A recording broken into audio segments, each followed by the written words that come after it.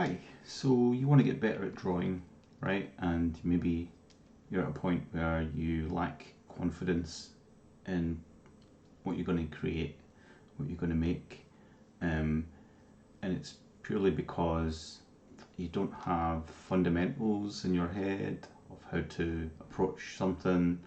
And if you're drawing an object from real life, like an object in front of you, then you probably go about it the most simplest way that you can think about, which is just to start, you know, putting pen to paper and making these very familiar symmetrical shapes and things.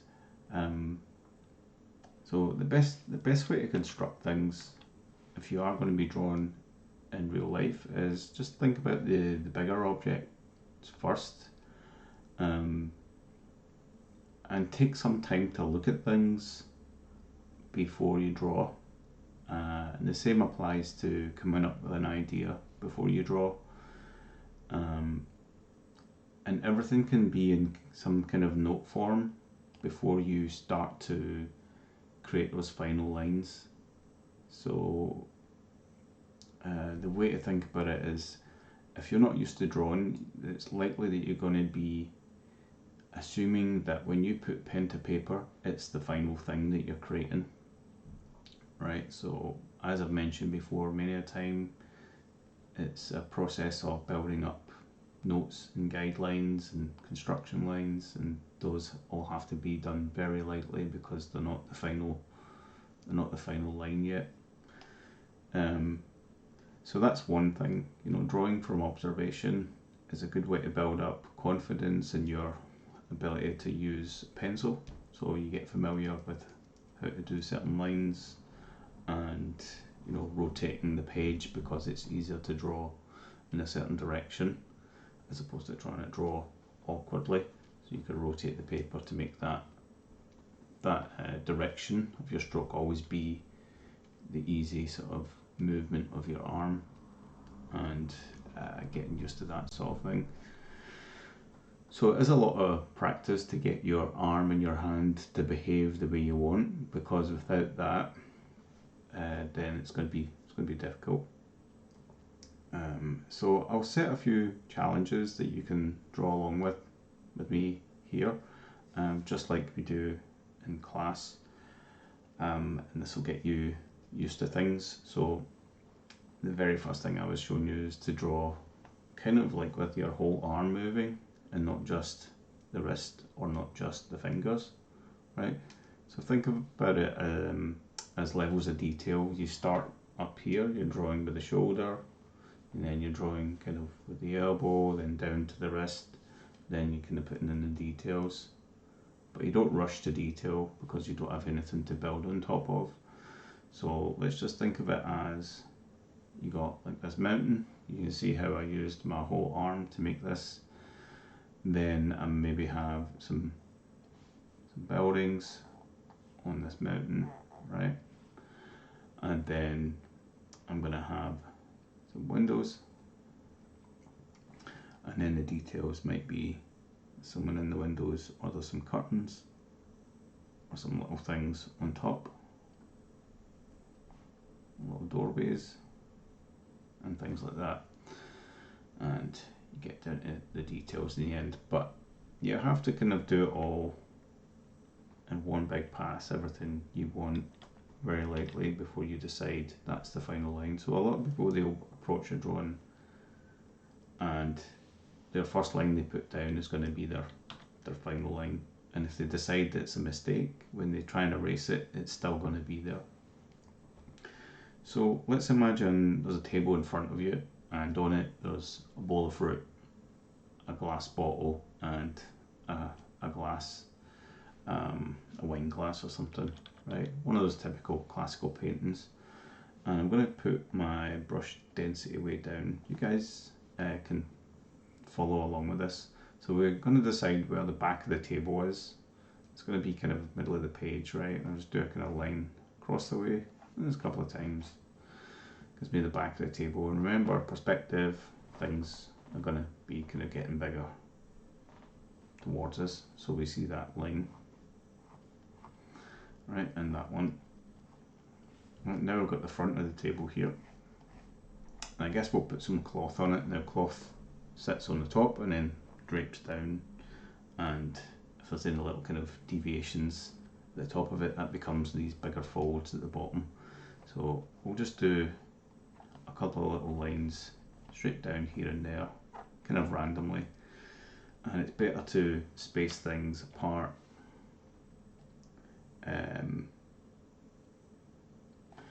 Non-uniform, so don't do dash dash dash dash dash dash dash, because then it becomes a pattern and your eye's expecting it to be something else. But with cloth we just have,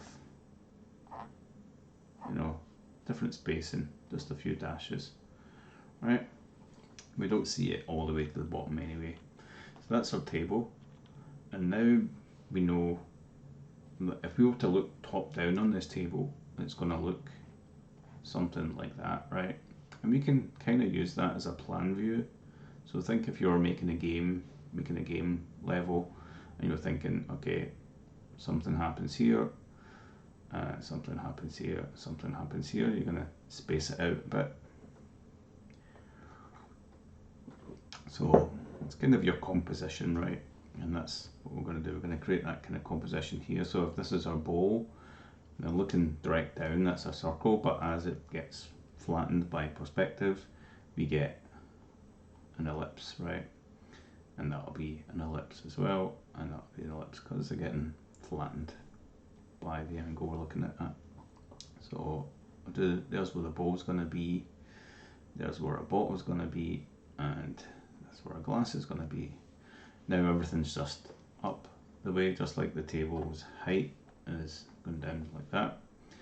So everything is up the way, so we can think about the maximum height of this bowl somewhere there, and then we can put a kind of curve on it to show the top, and the base is actually smaller, and then that curves up to that. So you're thinking of things as 3D models to start with, and this is just all guide work. I'm not calling this the final lines, right? And then I think the bottle is going to be behind the bowl, so it's not me just putting the line straight down through that, because then later on I'll emphasize that the bowl is in front like that, right? But if you want, you can kind of just put your pencil hovering over the paper, and then you draw your line and stop, and then just carry on, and then sitting there. Now the top of the bottle, so we've got this kind of thing and up, right? That's how I drew that there, is how most people beginning drawing would have drawn that. But don't draw it like that, draw it more like, construct it with circles, right? Construct it so that you get two circles, make this nice arc here, right?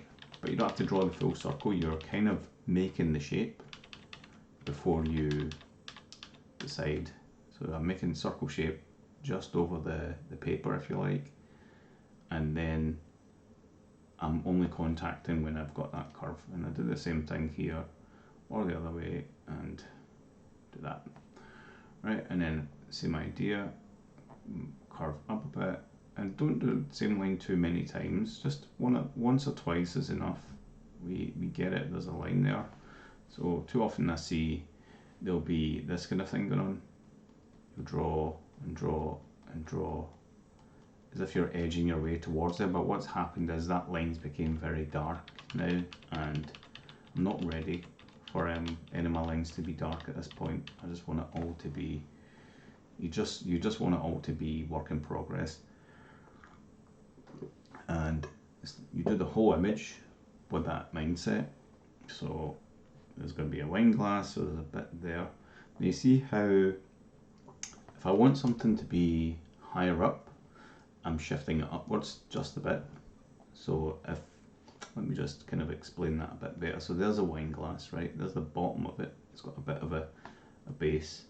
Then it goes up and it's going to be something like that, right? So we've got this ellipse at the bottom, and we've got this here. Now you notice this distance, it goes up and away, but we're looking at it face on, and as it tilts, that distance is going to get a little bit shorter, but it's still going to be off the base a bit because it's gone up, right? But it's just the angle we're looking at it. We're looking at it top down, obviously it's bang on center, right? There's not really any up to that because we're looking at it directly down, right? So that's kind of what my mind is processing, is like, what is the tilt of this, the base of this circle? So if you're looking at this, you know, you start to see, as you're looking at it, is the same as me kind of rotating it, right? It's not a full circle there, it's almost just a line, and then it's a full circle there, and we're kind of somewhere here, right? And it's just learning that it's a simple shape. We're building it out of simple shapes, and the ellipses are really good for that kind of thing, right? And I'm not worrying too much at this point.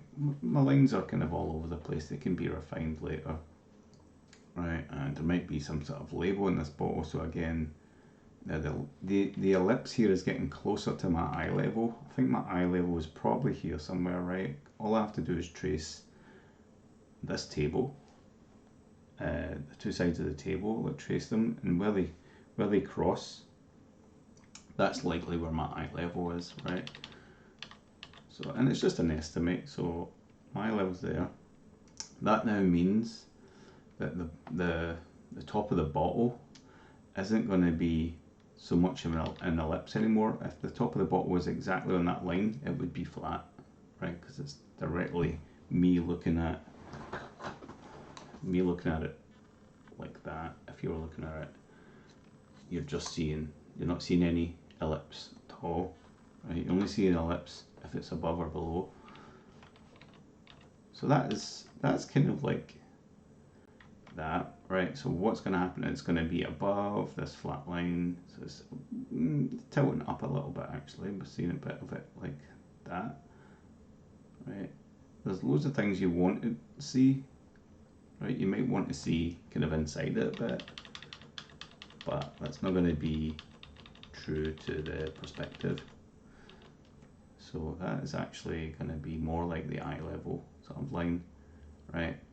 I'm just going to erase a little bit. Back to the pencil. There we go. And that's now better, right? So I'll try and explain that a bit more in some detail in a second. So we've got this little composition and we want to add fruit. So fruit we'll just do with some simple shapes, some oranges and apples. Draw them as if they're in front and behind each other, make them kind of interesting. Maybe there's some grapes in there, just a few. You don't want to do loads and loads. And overlap a few as well, because you'll decide what's in front and what's behind later. And maybe there's a banana sort of poking out back. That. And just think about the shape and how it changes. Right, so I've got these items to this label there on the bottle, and it goes right round. Maybe it's right round, we see sort of through it a bit, and maybe there's some wine left. Maybe there's some wine in the glass. And that's the little composition there. There's probably some stuff happening in the background as well, right? It could be some cloth, or it could be next to a window. That'd be quite nice to let the light come through and let it refract off some of this stuff. And these are things you could think about if you were doing a painting, but this is just a nice little composition, right? So all of this just sit in front of a window. You could do a little window lock, whatever there, and cool. So that's you got a composition, a drawing where you've got cloth, you've got glass, you've got fruit, got the bowl, some curtains, nice cloth again, got some straight lines from the window frame, we've got light that can come through the window. We could even have a landscape in the through the window, nice view, and stuff like that. So let's just get rid of this. right? But I know what you're thinking. You're thinking, this isn't what I want to draw. I want to draw something really cool and impress all my friends. Trust me, if you make this look good, they'll be impressed, because you're already a step ahead of where you were last week, yesterday, an hour ago, 10 minutes ago. You know, there's only been 10 minutes doing this, and it's better than nothing on the page, right? So I'm just going to like hide that and do a new layer, and I'm just going to talk about the eye level again. So there's my eye level there. That's where I'm looking at the screen, right? So imagine I was looking at a landscape, and now I'm quite comfortable to say, right, everything above this is the sky and the mountains and stuff, right? Just putting some lines for what the mountains might be, make them kind of interesting. Don't go down that route of everything has to be in symmetry. That's a comfort thing. You want to break up the symmetry as soon as possible and start to create things off to one side. So this could be a river, so far away it's very thin, and then as we go closer to us it gets wider, and it's so wide to the point it's been off the page. That's cool, because it's going to be that wide. Now you might think, I'm going to do a river and I'm just going to make it like that, right? And what that immediately feels like to me is that I'm very high up now and I'm looking down at this river because I can see the whole width of it, but I want to be closer to the ground, right? Let's try another line that's more obvious. Let's do it like it was a road. Now if I do the road like this, it feels like I'm very high up looking down at the road, right? There's a lot of people down here waving up at me. I might be in a helicopter or a glider or something. But if I do this, it feels more like I'm on the road, or at least sitting on top of my car or something. If I really want to be sitting on the road, this is going to be much wider like that. Now I feel like I'm on the road, right? I could even put a steering wheel in front of me in my hands, the steering wheel and the dashes of the road going out the distance, and the dashboard, and start to construct, you know, the perspective inside the car and stuff like that. You start to get a feel for these things, whether the line is correct or not, and all these things. So just like with character stuff, when you've got a head and the feet, as soon as you start putting in hands, your brain gets a sense of pose, right? And same with the eye line. You just put a little dash in and your character's suddenly looking in different directions, right? That's why digital's nice, because you just undo and redo and try things. So if you do get the opportunity, get a little cheap tablet. So yeah, going back to this perspective thing. So everything, I'm looking at this point in the distance. Imagine there's a little star there, right? And it's way in the horizon. Everything's coming off that point, but at what angle, right? Am I drawing this road?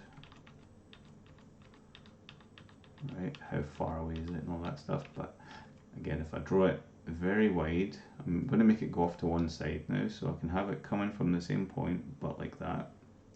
It's still quite a wide road, but it's off to my left hand side there, right?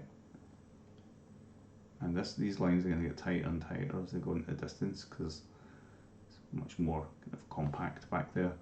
And do another road.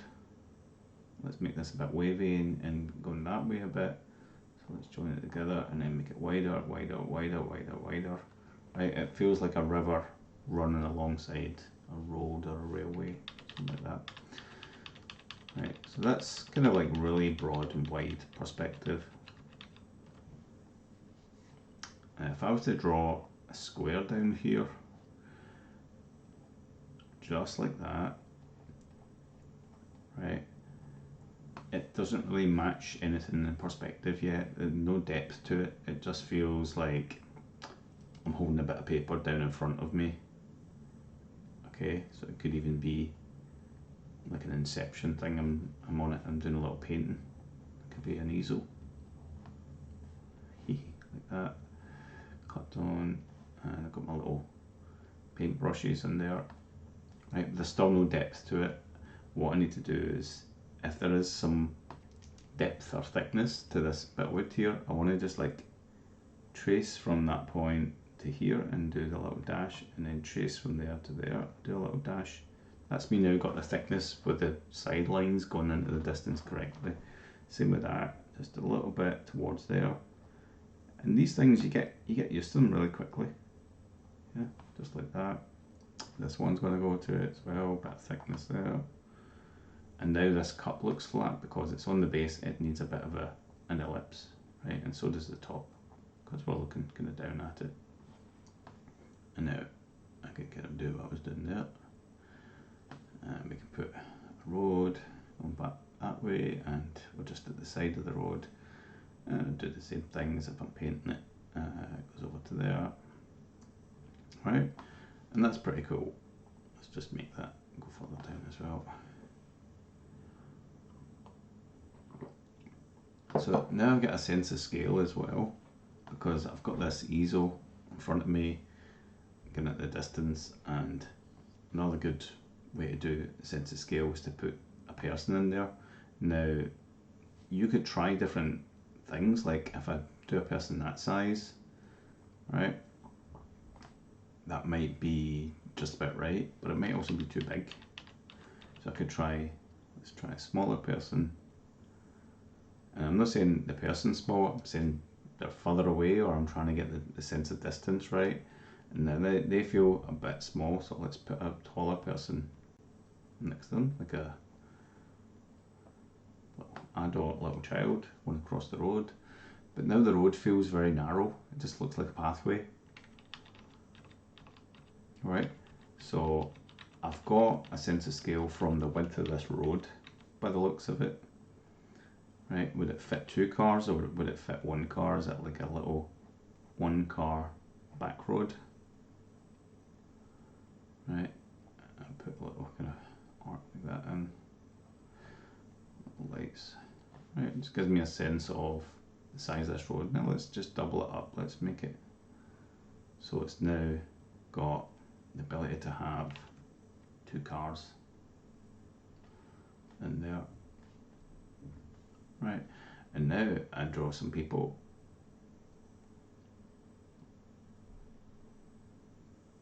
Right, like that. That feels a bit better, right? Now I get a sense of scale. So anything across this line here, right across the way, the people are going to be that big, roughly. Okay, so if I wanted some people here, they're going to be that big. Boom, boom, boom. And as we go towards that point, if I take each corner of that, and I'm trying to trace it here, right, now I've got the width like that, so I've just got that width to height ratio, roughly that, or I can take that point and cast it through, right, and then I fit my little people in there, and they'll get smaller and smaller and smaller, kind of naturally, right, and that's how you would work out how big certain things would be in the distance. So with that in mind, you could put some other rocks in relative to how big the people would be back here. There's an even bigger rock in this part, and some little rocks at the side of the road. We've got little rocks beside them, or even trees.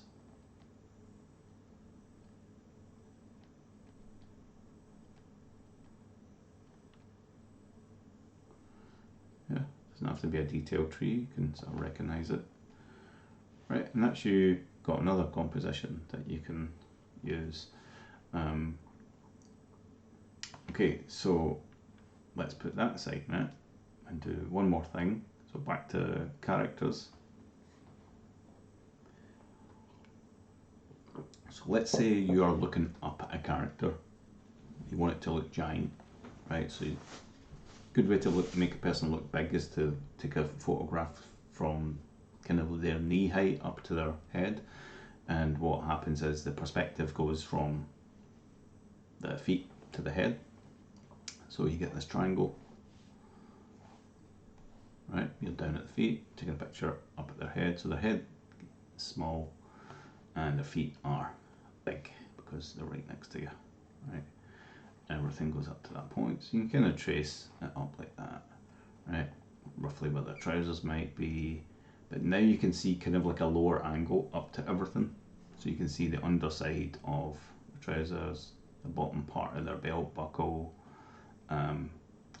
maybe even in the sleeves of their hands. Depends where their hands are, but you could have one hand out. But now you can see the bottom of their hand, right? And you can see they're going up there, but you can see the underside of the chin and the mouth there.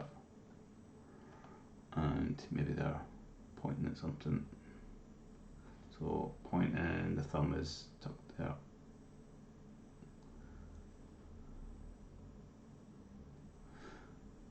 You can always just do a pose with your hand to see how that works until it looks good.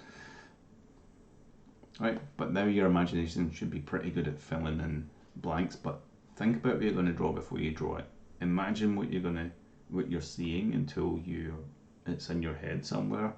Just take a bit of time, imagine how it's going to look. So I'm kind of thinking this is a kind of rolled up fist like that. I mean, I can also look at it, because my right hand will be his right hand.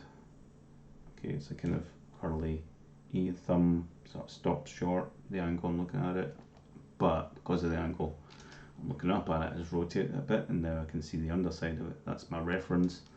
So I've got a picture of that in my mind right now. So there's a thumb, you can always look at it again. Okay, some fingers going that way, look at it again, there's the kind of curly bit there, right? And I can do a thumbnail because I totally see the thumbnail. Right, and now that goes up to the shoulders, everything gets shorter and shorter, and the neck and things.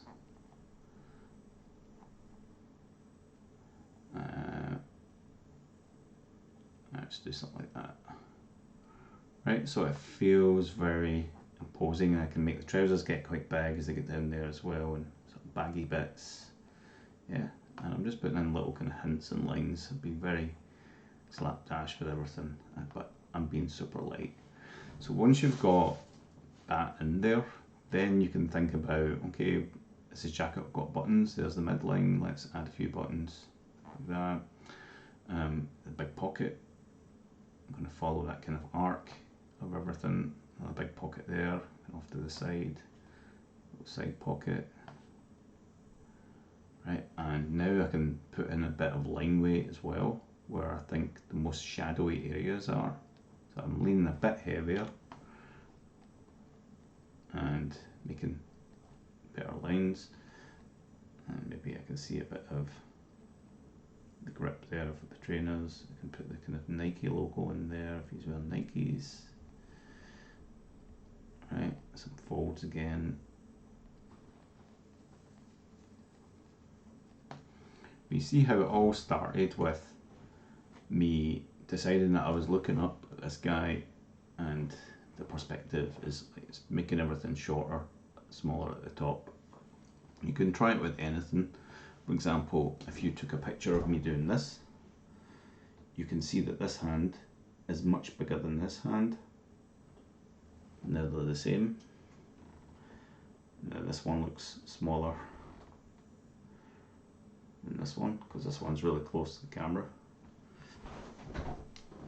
It's the same idea. The shoes look really big.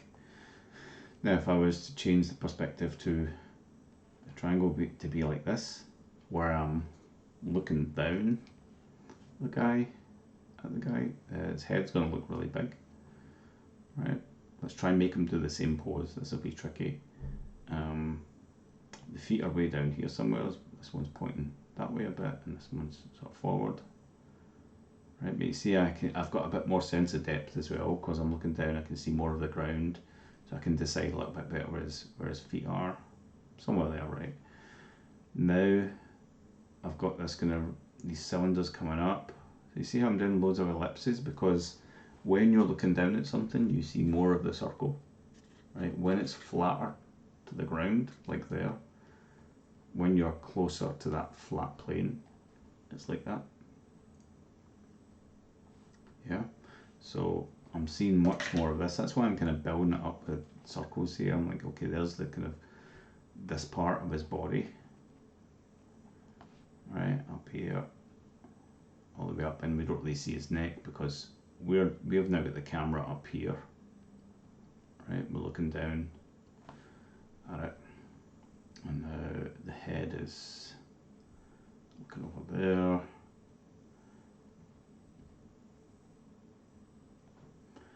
I'm just thinking of like circles, what kind of way is that going? He's pointing somewhere there. I'm just putting in little marks because I'm not sure, right? And that means I've got something there that only I can just see it, and I'll come back to it later. I'll start to put little marks for other things. Yeah, so I've got the circular part of that. The jacket going all the way down, and now I've got this, see this ellipse here? That's like an arc like that because it's above our eye level line. So back to that, anything above your eye level line, the arc is like that. Anything below, the arc is kind of like that, right? So below the eye level line, that's the arc of the edge of that thing, right? And because our eye level is basically on the ground here, everything above it has got this kind of archaeology. Arcing, not archaeology, but you get the idea. And now as it gets closer to the eye level, it's getting flatter and flatter, right? And if it was below, if I had the camera a bit higher, maybe up here somewhere, those arcs, we'd see more of that. I'll keep doing this till you get it, right? But it's just all these little arcs. We're just seeing that until it goes to there, right? Let's put in some little cloth details, and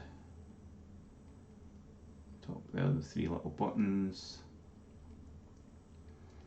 Right, we don't see the underside of the chin now because we're looking down at it.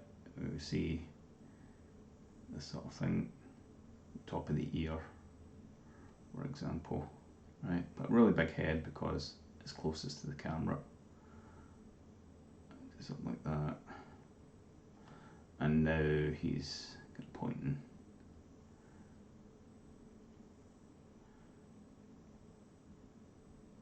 Now it's me looking at the top of the hand like this. So I'm kind of just draw that. Got my reference right here. Right. Same sort of thing. So do one more just to show you about the, you raise your eyes higher than the plane or you rotate the object. So I've got this handy little toilet tube here, so if I hold this directly to the camera, you see that this arc and this arc slightly bend, right? Don't know if you can really see it. I'll move it closer, I'll move it further away. You should be able to see that the top is a slight arc like that and the bottom's a slight arc like that because they're above and below the eye level. As I move the tube up, now that edge is now like that, right? So let's just do that again. So there's the eye level. I'll draw the tube above. So there's the top edge that's closest to me above my eye level. You can get a tube of toilet roll and do the same thing, right? So there's that edge there. It's going to be there and I can see inside of it. Right, do a little shadow like that. Right, I'm going to move it below my eye level, where my eyes are, below, and now I can see the top of it. I've not rotated it, right? I'm just moving it. So now it's that arc down, and then the bottom is really archy because it's further away from the eye level. So the further away it gets from this eye level, the more archy it's going to get, right? More archy, about like that. right? It's just what happens. It's just what happens because it's less in line with your eyes and you're seeing more of the circularity of it. It's a bit like looking down it. As you rotate it, you see it's a circle. As you look at it straight on, you see it's more of a flat line. It seems trivial, right? It seems like, why is he telling me this? Why is he telling me this? I know this, you know it, but incorporating that into your drawing is what's important, right? Because you can do loads of stuff with cylinders. You can build a sphere off that, and actually got a kind of rounded object, right? The sphere at the bottom you don't really see because it's matching the arc a little bit. So if you draw an object like that, straight on, right? It's not going to look like that straight on unless it's tilted towards you because it's above the eye level, right? That's what looks wrong. Let me see that again.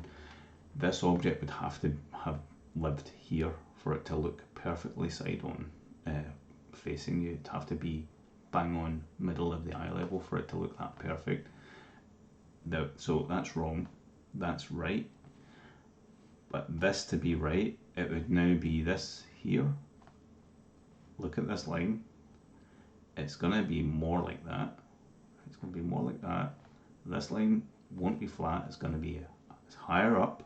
So there's going to be more of an arc to it. Right? It's going to be that. And then your sphere there, and you see a little bit there. It's going to be more like that. Now it's up in the sky. This looks like some UI that's been overlaid, and it's flat, everything's iconic, and that is the main problem, is getting away from that icon way of thinking.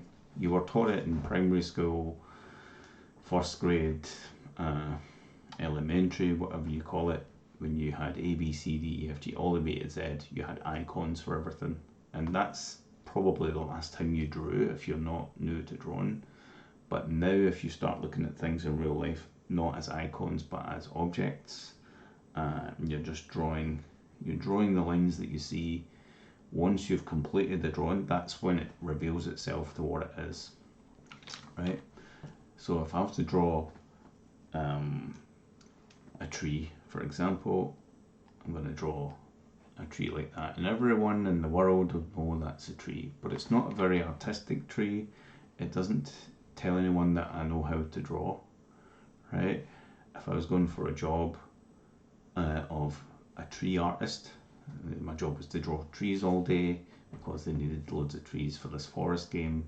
I'm going to do all sorts of nice shapes, right? I'm going to do trees like this, I'm going to do bendy trunks, I'm going to do tops like that, I'm going to have really unpredictable shapes of trees, right? I'm going to kind of do big, medium and small shapes. I might even have trees with curly branches, then some foliage in those, leave some of the curly branches to be seen, maybe something in the ground. Okay, but I would have studied some trees in real life to know a little bit better of what's involved, because you've got not only like, so when you do the icon of the tree, so let's just do that again. So we've got that iconic tree, right? Just boom, boom. This is what we all drew by the time we were 7 years old, and the house and the car and the pets and the family and all these things, and the sunshine and the clouds, right? But this doesn't have any sort of roots, so for me to draw that better, you see I'm being loose again, I'm in my loose mode, I'm doing loads of little kind of dashes of where things might be. I've got all these kind of intricate roots and things in front of bits and coming towards you. You see how it comes towards you, it's more like a rounded cylinder like that, and as they go like that. Okay, so just think of it, they're all little cylinders. This is all cylinders slightly below the eye level, getting closer to the eye level, above the eye level, right? And we're starting to build up this three-dimensional sort of shape now. Right, I'm getting away from the eyes like that. Go away from the eyes like that. Let's do a trunk coming towards us. So we got the circle because it's coming towards you. Anything coming towards you, it looks more like a circle. Right, just think of this. Let me draw some lines on this. I'll just make it flat first.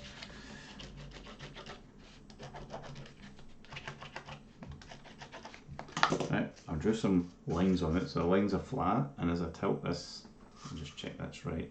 Yeah, they're more like this rim as it rotates. They're getting more like arcs, right? So, okay.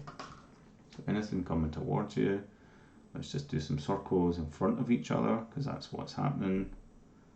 Right, and that's you got that shape. So you can draw with these ellipses, right? So imagine it's made up of these rings, right? But they sit over the top of each other. Don't draw like this, right? They're not beads perfectly connected to each other on the paper. They're rings sitting in front of each other, and just be sure to decide what side is the side you can see, right? That's why it's just these little arcs. We only see one side of it, we're not seeing through it all, but that's what imagine in your mind, and that's what you're kind of drawn part of, is these ellipses, right? And then you get faster at that, just arc, arc, arc, arc, arc, somewhere up there. Let's do some arc, arc that way, and then arcs this way, little arcs, almost little dashes, but they're little turny dashes. And we've got a 3D tree like this, and now we can be like, okay, I'm going to add shading to it, and I can kind of follow those arcs, but I'll just stay on one side of it. And most of this is in shade, so I'll just do these. I'm just doing this, right, around the side of it. Maybe there's a bit of shadow cast on this, and maybe because this is close to the ground, it's got a little bit of it. Not much here, but a little bit there. A little bit here is shadow cast from the side of the tree, so I'll just put something in there. Let's follow around the side. Now we're going to, I'll leave that there because that's the one of the branches. Kind of following these arcs a bit. Let's make them more turny here because I think the branch is going further away. And this one a little bit there, a bit more of the underside.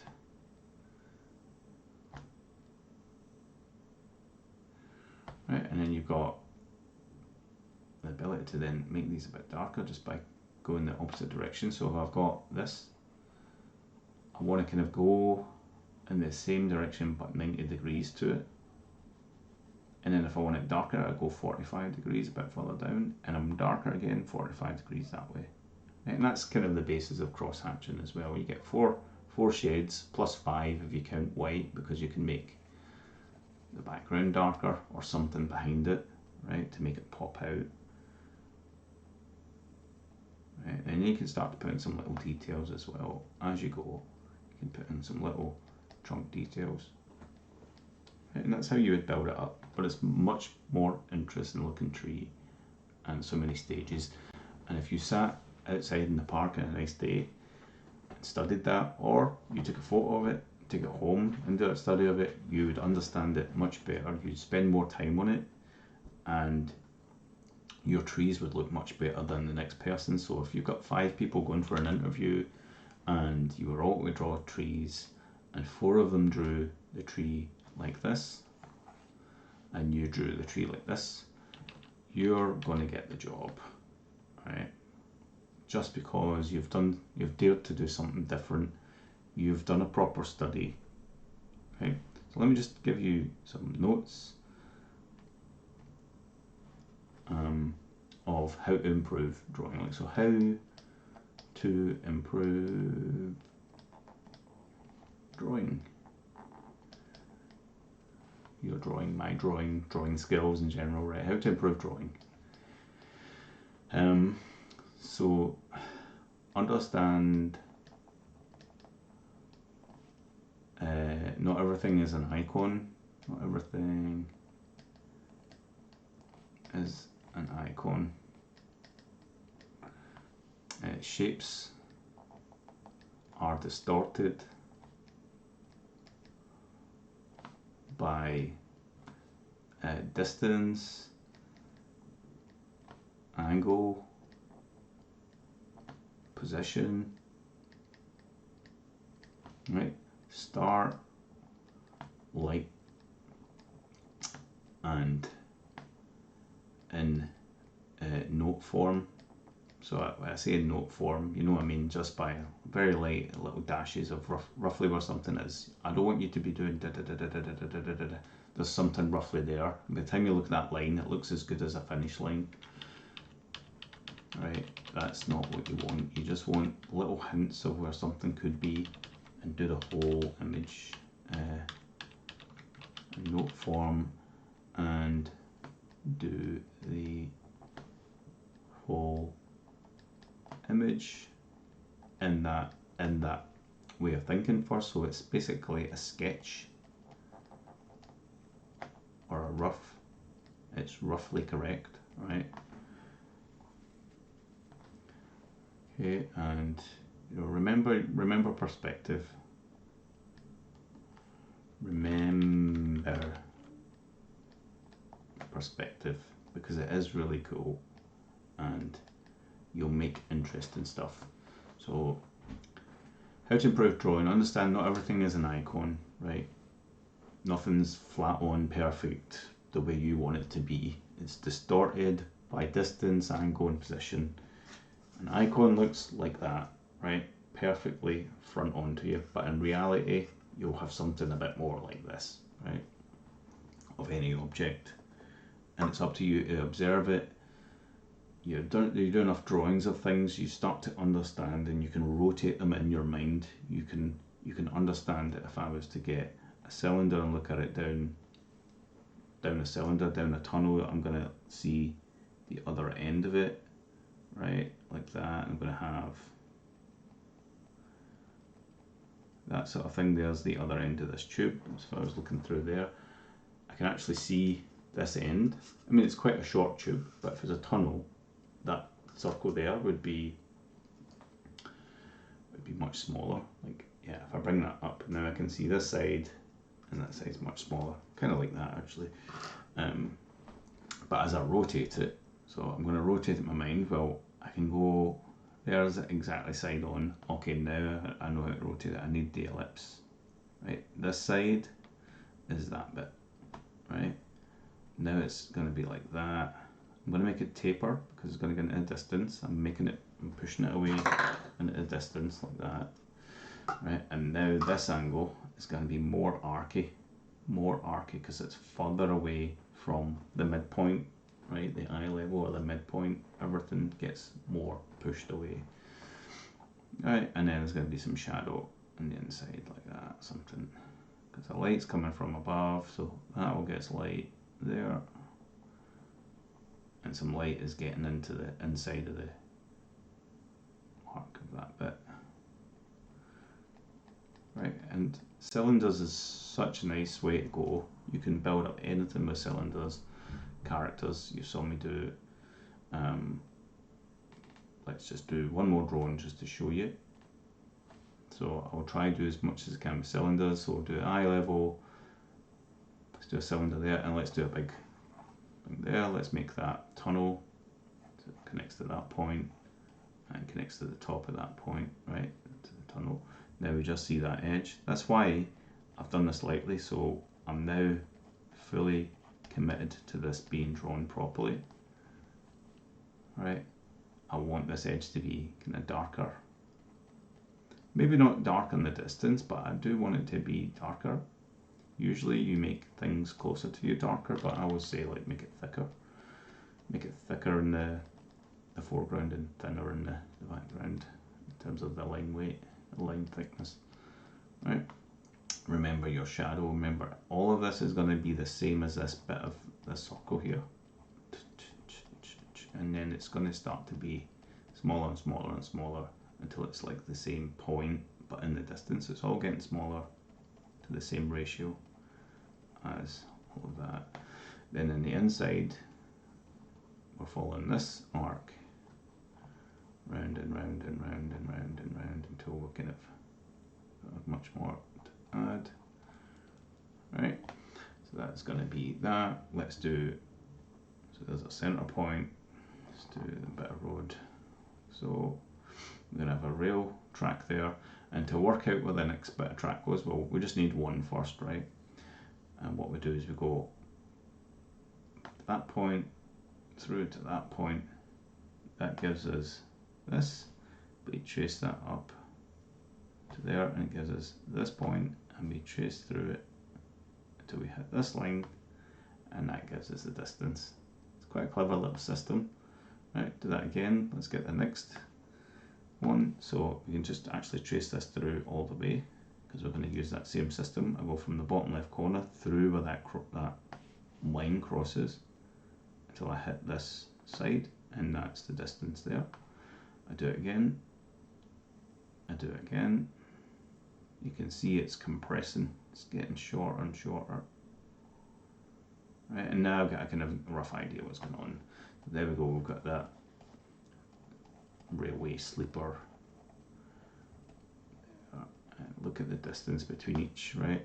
So the distance between that and that, look, it's almost half.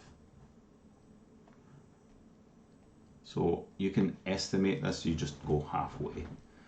Yeah, it's just a good way of kind of estimating it.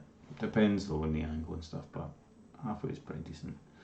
Right, so then we do that and put something there so we can really show that that's hollow. A little bit of composition trick, so it's a mountain in the background, right? And then we put some here just to help. Long tunnel. And just some hints of stuff. And things get bigger as they get closer to us as well. And things get more frequent, just like the track here, more frequent in the background, so you see much more clouds. They're smaller, they're in the distance, you can see more of them. Right, as they get closer to you, i.e. further up on the page, you make them nice and big. Right, and that gives you the same sense of perspective, because everything, even things in the sky, follow that same rule. The distance here is bigger, the distance there is smaller, but the object is the same. That's it for this video. Hopefully you practice, hopefully you observe stuff, look at the real world with all that in mind, go to a nice open space and see for yourself with that in your mind, you know, all these drawn things, sit down and draw it with all these principles, and draw lightly, take your time, but don't be rigid, be loose and let yourself grow. Catch you in the next video and the next lesson. Bye.